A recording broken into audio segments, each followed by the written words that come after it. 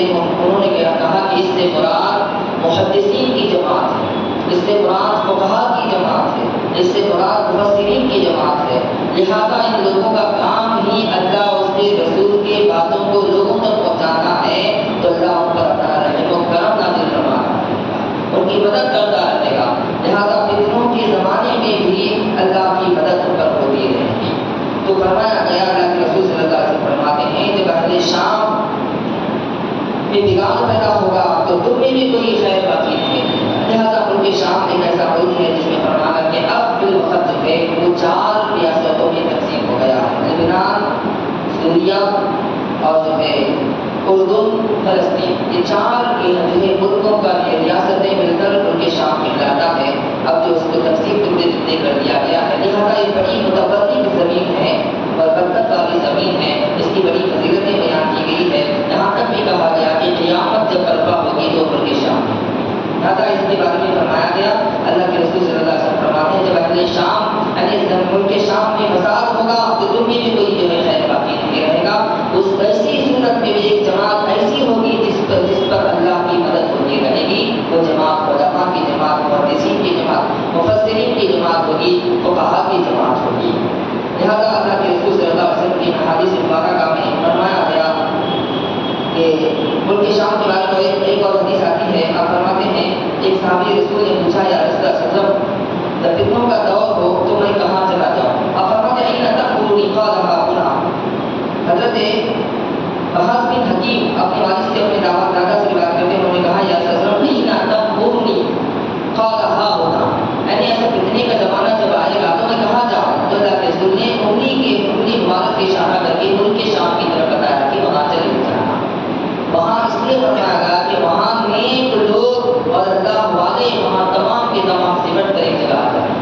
یعنی فتنوں کے زمانے میں اللہ والوں کو ایک جگہ میں رکھا جائے گا، وہاں پر جو بھی ہوں گے نیک لوگ ہوں گے، متقی پرہیزگار ہوں گے، اللہ کو راضی کرنے والے لوگ ہوں گے، اس لیے اللہ کے رسول نے فرمایا تم بھی امن و امان چاہتے ہو، اللہ کی رحمت میں اللہ کی رحمت چاہتے ہو تو جو ہے ملک شام کی طرف چلے جانا۔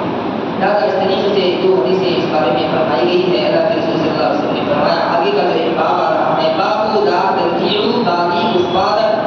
یضرب بعضکم رقاب بعض، حضور فرماتے ہیں میرے بعد کفار کی طرح ایک دوسرے کو قتل کرنے والے نہ بن جائیں،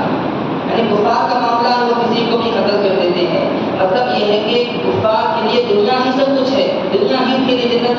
جنت نما بنائی گئی ہے، لہٰذا دنیا کے خاطر وہ کسی کو بھی قتل کر دیتے ہیں، کسی کو بھی مار دیتے ہیں، تو اللہ کے رسول نے فرمایا دنیا مومنوں کے لیے جنت نہیں، مومنوں کے لیے قید خانے کے مانند ہے، تمہاری جنت آخرت میں ہے، ہمیشہ رہنے والی جنت ہے، لہٰذا یہاں پر تھوڑی تکالیف ہوگی، مشکلات ہوگی، مصیبتیں آئیں گی، اس تمام چیزوں پر برداشت کرتے ہوئے اللہ کو راضی کرنے کی کوشش کرنا چاہیے، تو اللہ کے رسول نے فرمایا کفار کی طرح ایک دوسرے کو قتل نہ کرنا،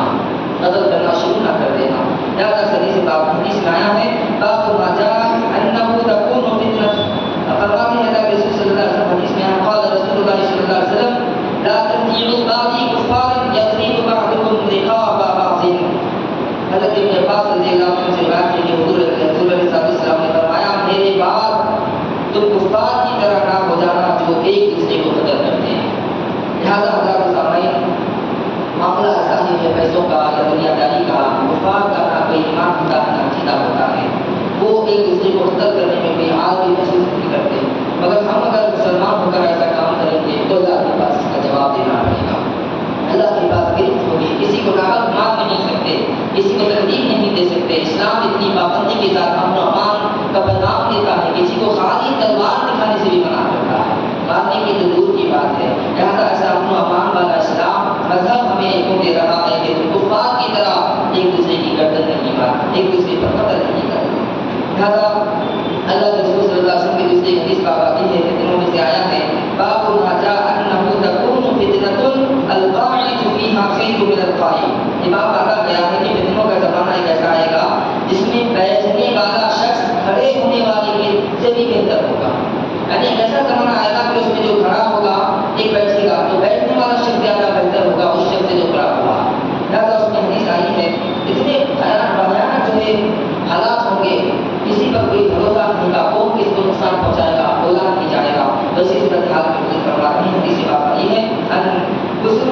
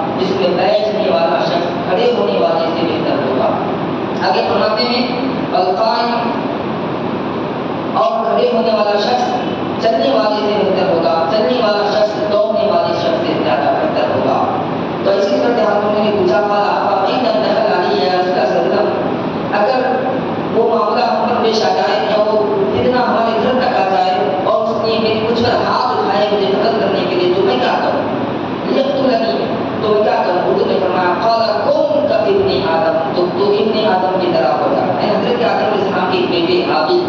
حضرت حابل نے ان پر قابل نے تلوار چلا کر قتل کر دیا، تو حابل نے جو ہے اپنے بھائی کے تلوار کو جو ہے سہ لیا۔ تو اس طریقے سے فرمانے کا مطلب یہ ہے، حضور صلی اللہ علیہ وسلم کے فرمانے کا یہ مطلب ہے تم اس سے کنارہ کش ہو جانا، ان فتنوں سے بچنے کی کوشش کرنا، کسی کو بے وجہ قتل نہ کرنا، بلکہ جتنا ہو سکے فتنوں سے بچنے کی کوشش کرتے رہنا چاہیے۔ ابن آدم کا لفظ آیا ہے، جس سے مفسر فرماتے ہیں حضرت آدم علیہ السلام کے بیٹے جو حابل جن کو قتل کیا گیا ان کی طرح تو ہو جانا، مطلب قتل ہونا نہیں ہے، جتنا ہو سکے فتنوں سے بچنے کی جو ہے کوشش کرتے رہنا چاہیے۔ اگلا جو باب ہے باب ما جاء ستكون فتنة كفتنة الليل المظلم،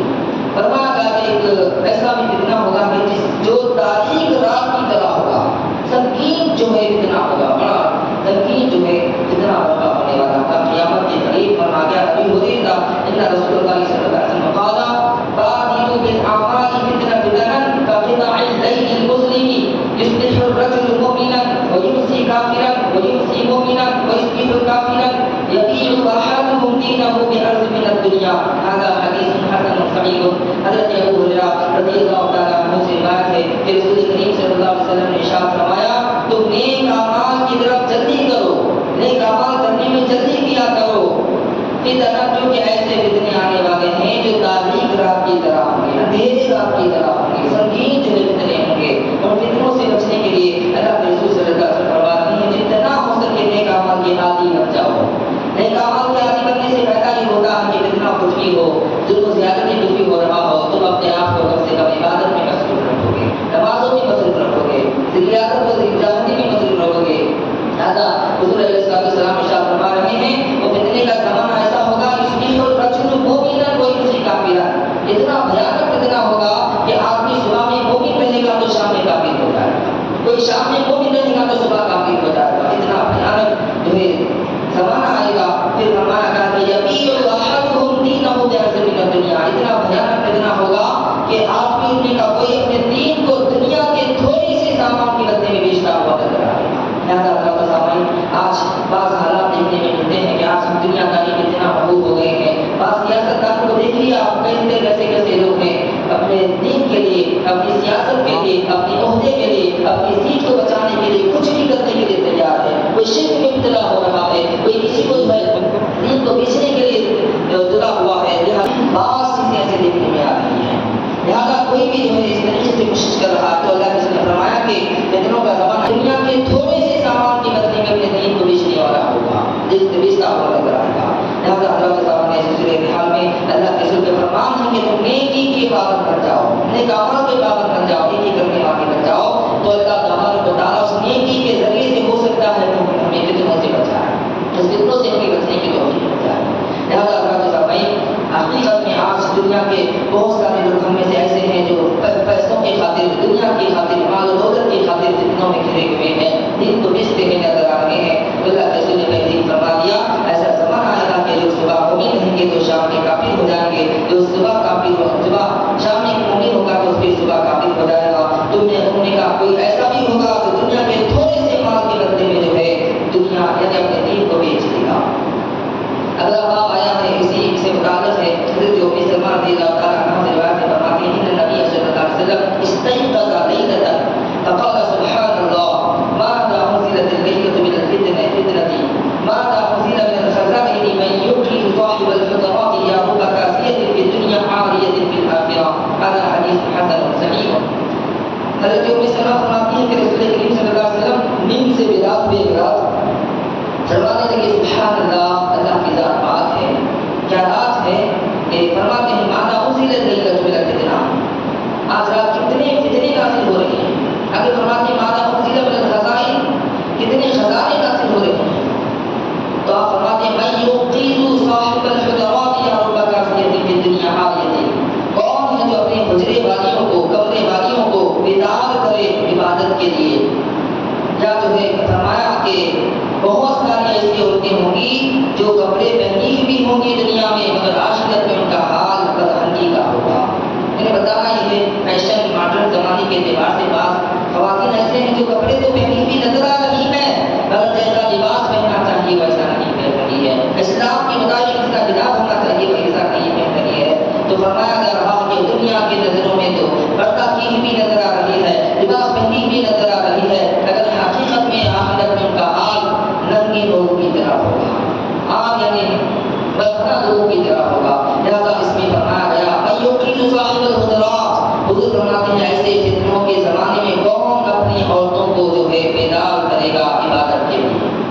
مطلب یہ ہے کہ ایسے فتنوں کے زمانے میں عبادت کرنا، ریاضت کرنا، نمازیں پڑھنا، دعا کرنا، ذکر و اذکار کرنا، استغفار کرنا، اللہ سے لو لگانا، یہ بہت بڑی بات ہوگی۔ اللہ تعالیٰ ان کے ذریعے سے ہمیں فتنوں سے بچا سکتا ہے۔ لہٰذا حضرات سامعین، اس میں اللہ کے رسول صلی اللہ علیہ وسلم نے فرمایا کہ اس کا مطلب یہ ہے کہ فتنے کثرت سے نازل ہوں گے۔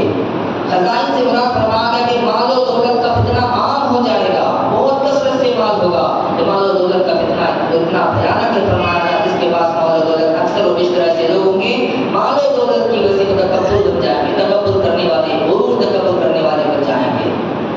عیش و عشرت کرنے والے بن جائیں گے، دین سے دور ہوتے ہوئے نظر آئیں گے۔ لہٰذا اس جو ہے یہ بڑا فتنہ ہوگا۔ تو اس طریقے سے اللہ کے رسول فرما رہے ہیں کہ ایسے فتنے کثرت سے ہوں گے، تو ایسی صورتحال میں تم اپنے گھر والوں کو، خواتین کو نمازوں کے لیے راتوں میں اٹھایا کرے، بیدار کرے، تاکہ وہ اللہ کی عبادت میں مصروف ہو جائے، فتنوں سے بچ سکے۔ لہٰذا ایک لفظ بھی فرمایا گیا رب کاسیۃ فی الدنیا عاریۃ فی الآخرہ، بہت ساری خواتین ایسی ہوں گی جو دنیا میں کپڑے پہنی ہوئی نظر آئیں گی، اور آخرت میں جو ہے وہ برہنہ ہوں گی۔ انس بن مالک سے روایت ہے، دوسری حدیث آئی ہے ان رسول اللہ صلی اللہ علیہ وسلم قال تكون بين يدي الساعة فتن كقطع الليل المظلم يصبح الرجل فيها مؤمنا ويمسي كافرا ويمسي مؤمنا ويصبح كافرا يبيع وخواه دينه بعرض من الدنيا۔ یہ بھی حدیث ہے، اسی سے متعلق حضرت انس بن مالک فرماتے ہیں کہ رسول کریم صلی اللہ علیہ وسلم نے ارشاد فرمایا میرے قیامت کے قریب ایسے فتنے ہوں گے جو فتنے تاریک رات کی طرح ہوں گے، جس میں کافر جو ہے ایک آدمی مومن ہوگا صبح میں تو شام میں کافر ہوگا، جو شام میں مومن ہوگا تو صبح کافر ہوگا۔ تو اس میں سے بہت ساری ایسی قومیں ہوگی جو اپنا دین دنیا کی خاطر بیچ رہا ہے۔ لہٰذا اللہ کے سامعین، دین بڑی اہمیت کا ہے، ایمان بڑی جو ہے قیمتی چیز ہے، اس کو سمجھنا چاہیے، اس کی حفاظت کرنا چاہیے۔ آج ہم کچھ نہیں سمجھتے، دنیا اور دین کو ایک ہی سمجھ لی ہے۔ اس کے بعد ایسے لوگ بھی ہیں جو دین کو بیچ دیتے ہیں، دین کا جو ہے سودا کر دیتے ہیں۔ تو حدیث پاک میں آیا ہے کہ جو قیامت میں قریب ایسے فتنے آئیں گے کہ جس میں آدمی صبح مومن ہوگا تو شام میں کافر ہوگا۔ تو ایسی صورتحال میں بہت ساری ایسی قومیں ہوگی جو دنیا کے خاطر اپنا دین بیچتی ہوئی نظر آئے گی۔ حسن قال كان يقول في هذا الحديث، دوسری حدیث آئی ہے اللہ کے رسول صلی اللہ علیہ وسلم فرماتے ہیں قدم روائی حجر عن ابيه قال سمعت رسول الله صلى الله عليه وسلم ورجل يسأله فقال رأيت إن كان علينا أمراء يمنعون حقنا ويسألون حقهم فقال رسول الله صلى الله عليه وسلم اسمعوا وأطيعوا فإنما عليهم ما حملوا عليكم ما حملتم۔ القمہ بن وائل رضی اللہ تعالیٰ عنہ سے روایت ہے، اپنے والد سے روایت کرتے ہیں، انہوں نے کہا کہ میں نے سنا رسول کریم صلی اللہ علیہ وسلم کو ایک آدمی ہوگا جو پوچھ رہا ہے، آپ کو پوچھا کہ اربعین امکان علینا، یا صلی اللہ علیہ وسلم اگر ہم پر عمرا یعنی مالدار لوگ، پیسے والے لوگ وہ ہم کو ہمارا حق دینے سے منع کر رہے ہیں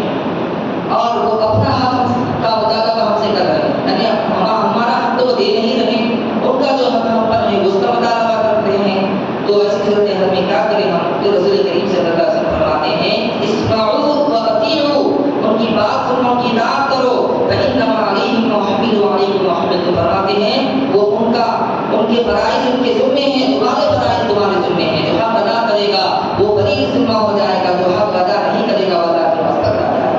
لہٰذا مطلب ہے کہ عمرا ہے یا بادشاہ لوگ ہیں، جو بھی ہیں آپ کے اوپر جو حکومت کرنے والے ہیں، اگر وہ اپنا حق ادا نہیں کریں گے اللہ ان سے بدلا دے گا، اللہ کے پاس ان کی گرفت ہوگی۔ اگر ان سے لڑ کر فتنوں میں الجھنا یہ مناسب نہیں ہے، اس لیے اللہ کے رسول صلی اللہ علیہ وسلم نے فرمایا اسمعوا واطیعوا، تم ان کی بات سنو، ان کی اطاعت کرو۔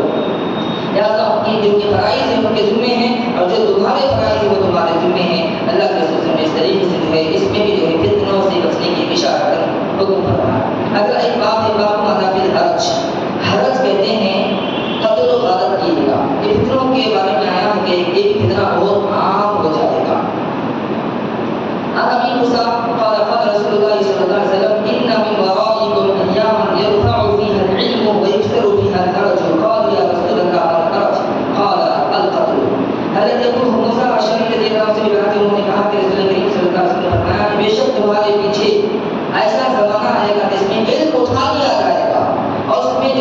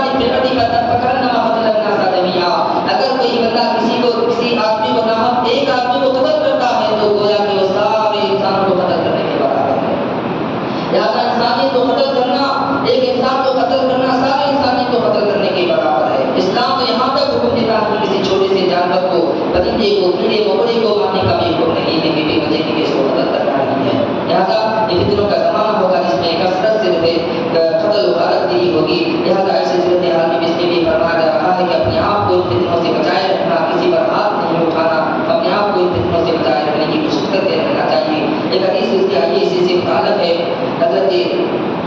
معاویہ بن قرہ فرماتے ہیں کہ اس حدیث میں آیا ہے حضور صلی اللہ علیہ وسلم نے فرمایا قال العبادۃ فی الحرج کہجرۃ الیہ، حرج کے زمانے میں قتل و غارت کے زمانے میں عبادت کرنا میری طرف ہجرت کرنے کے برابر ہے۔ لہذا حضرات سامعین ایسی صورتحال میں فتنوں میں مبتلا ہو کر قتل و غارت میں شامل ہونا، ان کے معاون بننا، ان کا ساتھ دینا، یہ فتنوں سے جو ہے فتنوں میں مصروف ہونا سے زیادہ بہتر یہ ہے کہ اللہ کی عبادت میں مصروف ہونا۔ حضور فرماتے ہیں ان پر فتنوں سے بچ کر عبادت میں رہنا میری طرف ہجرت کرنے کے برابر ہے۔ لہذا آج کے زمانے میں بات چیزیں ایسی دیکھنے میں آ رہی ہے کہ خواہ ناحق جو ہے بے جان معصوم بچوں کا بھی قتل کیا جا رہا ہے، جیسا کہ جگہوں میں دیکھ رہے ہیں جن کا کوئی گناہ نہیں ہوتا ان پر بھی برسائے جا رہے ہیں، میزائل ڈالے جا رہے ہیں، کئی معصوم بچوں کو، نوجوانوں کو، بیوہ یعنی خواتین کو جو ہے مارا جا رہا ہے جن کا کوئی قصور نہیں، کوئی غلطی نہیں ہے۔ لہٰذا حضرات سامعین فرمایا گیا کہ اللہ کے سبحانہ فرما رہے کہ علم کو کھا لیا جائے گا، کثرت سے جو ہے قتل و غارت کی جائے گی۔ ایسی صورتحال میں تم پر لازم ہے کہ عبادت میں مصروف ہونا میری طرف ہجرت کرنے کے برابر ہے۔ لہٰذا حضرات سامعین ایک حدیث آئی ہے ان ثوبان قال قال رسول اللہ صلی اللہ علیہ وسلم اذا وضع السيف في امتي لم يرفع عنها الى يوم القيامه، یعنی جب سیف یعنی تلوار رکھ دی جائے گی ایک مرتبہ میری امت میں پھر قیامت تک جو ہے اس کو اٹھایا نہیں جائے گا۔ مطلب یہ ہے کہ ایک بار فتنہ شروع ہوگا قیامت تک چلتا رہے گا۔ تو ایسی صورتحال میں ہم کو جو ہے اس سے بچنے کا حکم دیا گیا۔ اللہ کے رسول صلی اللہ علیہ وسلم نے جو ہے ان فتنوں کا ذکر فرما کر امت کو جو ہے فتنوں سے بچنے کی، ان سے دور رہنے کی، اللہ کی عبادت میں مصروف رہنے کی تلقین فرمائی ہے، اشارہ کیا ہے۔ ایک حدیث میں آیا ہے اللہ کے رسول صلی اللہ علیہ وسلم فرماتے ہیں ان نبی صلی اللہ علیہ وسلم قال في الفتنة كثروا فيها أسيكم وقطعوا فيها أوتاركم والزموا فيها أجواف بيوتكم وكونوا كابن آدم۔ اللہ کے رسول صلی اللہ علیہ وسلم فرما رہے ہیں کہ فتنوں کے زمانے میں فرمایا کہ فتنوں کے زمانے میں اپنی کمانوں کو توڑ دو اور اپنے کمانوں کے دانتوں کو جو ہے ٹکڑے ٹکڑے کر دو، وَأَلْزِمُوا فِيهَا أَجْوَافَ بُيُوتِكُمْ، اپنے گھروں کے اندر رہا کرو، وَكُونُوا كَابْنِ آدم۔ حضور فرماتے ہیں تم ابن آدم یعنی حضرت حابیل کی طرح تم ہو جانا۔ یعنی فتنوں سے بچنے کا اس میں بھی حکم دیا گیا ہے۔ مطلب ہے کہ فتنہ اتنا عام ہوگا، اتنی کثرت سے قتل و غارت کی ہوگی، ہر آدمی اس میں شامل ہونے کی کوشش کرے گا۔ اسی لیے اللہ کے رسول فرما رہے ہیں کہ بے ناحق کسی کو قتل نہیں کرنا چاہیے، ورنہ اللہ کے پاس عقل ہوگی اس کا بہت بڑا جرمانہ بھرنا پڑے گا، بہت پچھتاوا ہوگا کہ حضور علیہ السلام کا حکم ہے کونوا کابن آدم، تم ابن آدم کی طرح ہو جانا، یعنی قتل نہیں کرنا کسی کو، ان پر فتنوں سے